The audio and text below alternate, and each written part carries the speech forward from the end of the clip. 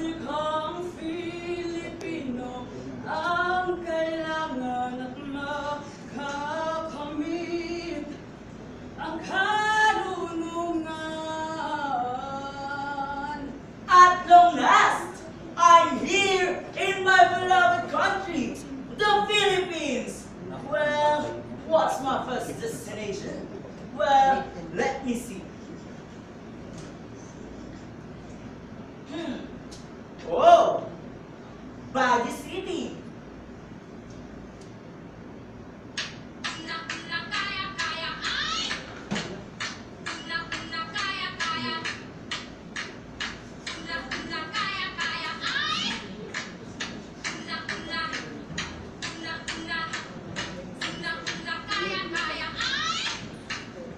Naibaglahan sa bayan amin. Welcome to the summer capital of the Philippines, Baguio City. Sorry, come again? I can understand you. Actually, this is my first time here in the Philippines.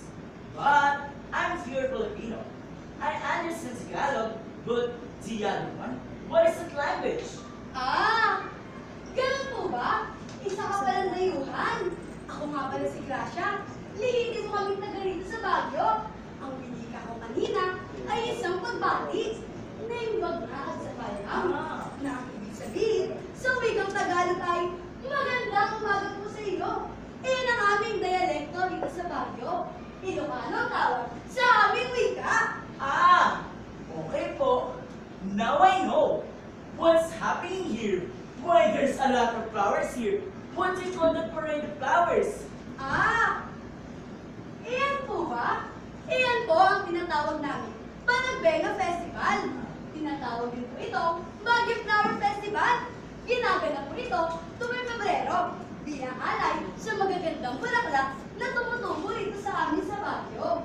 At bilang paraan na rin ng aming pagbangon mula sa matinding lindol noong 1990. Bukod sa pagtaas ng aming ekonomiya dito sa Baguio dahil sa Panagbenga Festival, ay tinutulungan din ito ang iba't ibang pangkat etniko na madiskubre ang tradisyon ng kanilang mga lahi. Dahil sa makukulay na karanasan ng aming Panagbenga Festival, ay nakilala ito sa buong Pilipinas at maging sa buong mundo. Wow! Amazing! What a great festival! It's nice to hear that. Thank you, Gracia. Wala ka naman po. Maraming salamat po. Sa pag-uwi ni Inigo, sa Pilipinas nagtungo, siya sa iba't ibang probinsya, sa Luzon, Visayas at Mindanao, humanga siya sa magandang tanawin at nakakilala, siya ng iba't ibang tao na may iba't ibang dialekto. Oh, dialekto.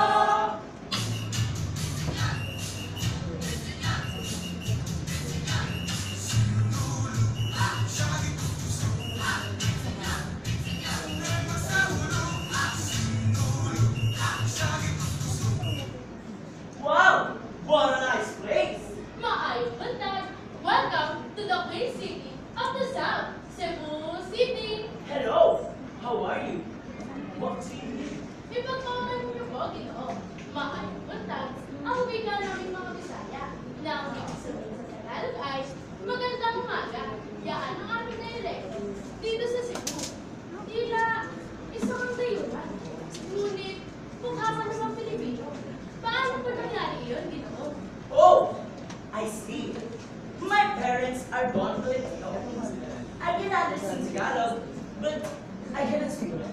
Continue. What's happening here? What do you call that festival? Ah, ganun ba? Sumisigla ng Cebu, tuwing Enero, dahil sa pagdiriwang ng Sinulog Festival.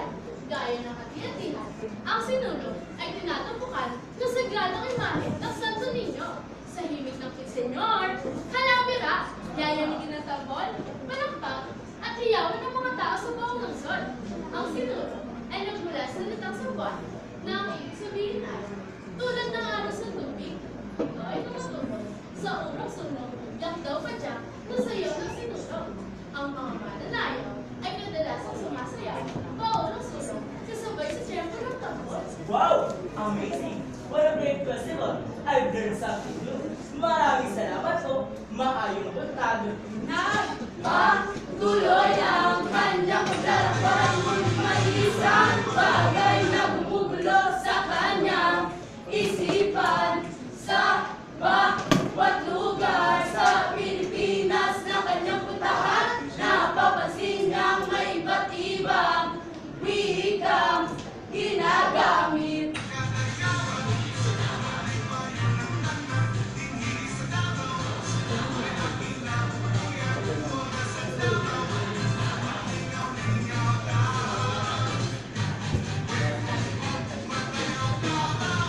Hello, bro. Good afternoon. Oh, maayong mundo! Welcome to Davao City, the hometown of our newly elected President Rodrigo Roa Duterte. Wow!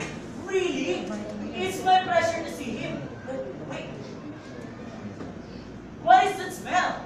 And what do you call that colorful parade? Ah, ito ba? Ito ang durian. Kilala ang prutas na ito sa kanyang pagiging malaki, pagkakaroon ng matinding amoy at matinding na balat. Ayun naman ang Cagayawan Festival. Iyan ay selebrasyon ng pasasalamat para sa magandang ani. Iyan ay pinagdiriwang tuwing ikatlong linggo ng Agosto dito sa lungsod ng Davao. Alam mo ba na ang Cagayawan ay nagmula sa salitang dayaw na ang ibig sabihin ay magayaw. Isa itong ekspresyon na ginagamit din upang ipaliwanag ang mga bagay na mahalaga, mabuti, maganda, at kapakapatanabang. Sa mandaya, ito ay tumutukoy sa magandang bagay na nagdadala ng swerte. Naiintindihan mo ba ako? Opo, but I cannot speak your language.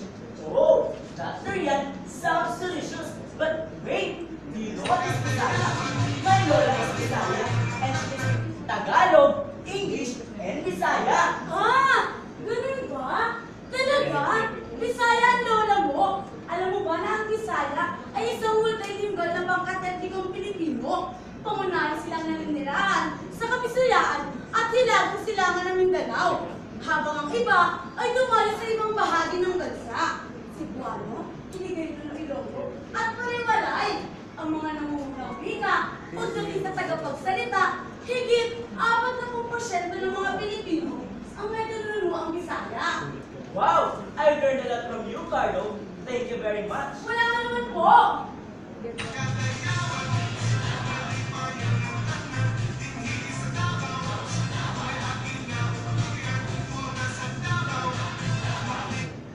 Inigo, kamusta naman ang pamumuhay mo sa Amerika?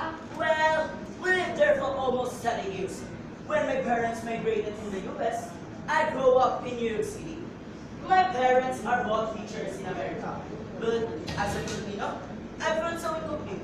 So I decided to go here in the Philippines, have my business, and build my family as well. I've heard the different languages that you are using here in the Philippines.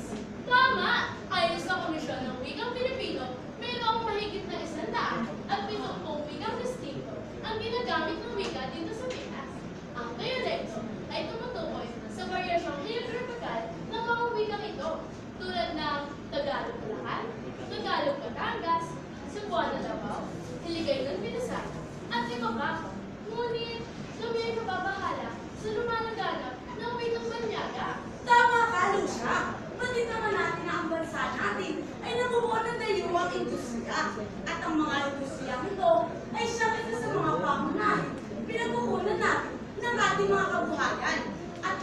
sa mga pangunahing hinahanap ng mga industriya ito ay yung mga magagawang marunong magsalita ng Ingles sapagkat ang mga apo nila ay parang mga diliwan. Kung kaya, isinabatas noon ng administrasyong alod na gawin medyo ng patulo ang wikang Ingles. Oo nga po. Sama kayo tinuran, Carlo. Sana, mula rin sa mga nakalat ng pag-aaral, naway ang kultura naman natin ay atin ang salipin. Sapagkat sa modernong panahon natin ngayon ay nakakalimutan na natin ito. Wow! I learned a lot from the three of you. Thank you, Carlo. Thank you, Gracia. Thank you, Lucia. It's a wonderful experience to visit my country. And that is Philippines. Wala kalimutan po, hanggang sa muling pagkikita, paalam, naisip ko na kailangan ng isang bansa ang isang wika magagamit ng buong bansa sapagkat ang wika ang salalayan at susi para sa pagkakaisa ng bawat mamamayan ng isang bansa. Higit pa rito, ang wika rin ay ginagamit bilang pagkakakilanlan ng isang bansa. Kung ating bigyang pansin halos karamihan ng bagay na ating ginagawa ay may kaunting kulturang nahahalo galing sa mga Amerika. Halo, kagaya ng hindi pagkain na kanin sa umaga. Sa halip na kanin ang kainin, pinipili pa natin ang tinapay. Bukod sa pagkain, pati ng edukasyon, pananamit, pampalakasan o sport, singing, sayaw at kanta ay may malaking impluwensya ang mga Amerikano sa ating kultura.